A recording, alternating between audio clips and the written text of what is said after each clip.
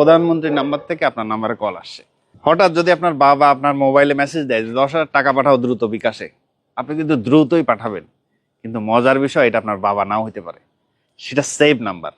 আপনার অফিসের বস আপনাকে কল করতে পারে, ধরেন একটা আদেশ দিতে পারে এই কাজ করো, যেটা অন্যায় আদেশ। টাকা পাঠাইতে বলতে পারে, যেটা আপনি হয়তো পাঠিয়ে বসে আছেন আমার বাবা বলছে, অফিসের বস বলছে, কিন্তু সেই লোকটা নাও হইতে পারে, যদিও সেভ নাম্বার। কিভাবে ঘটে? কতগুলো স্ক্যাম ওয়েবসাইট আছে, সেইখান থেকে খুব সহজেই সেট করা যায় কোন নাম্বার থেকে কল করতে চাও।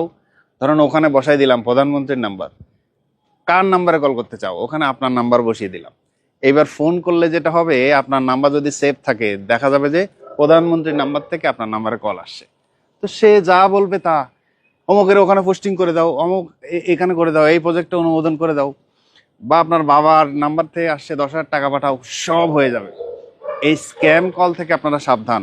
যে কোনো আদেশ যদি আসে বা টাকা চায়, সন্দেহ হইলেই আপনি নিজে কল করে যাচাই করেন যে এই ঘটনাটা সত্য কিনা। তাহলে এভাবে আপনি নিজেকে নিরাপদ রাখতে পারেন।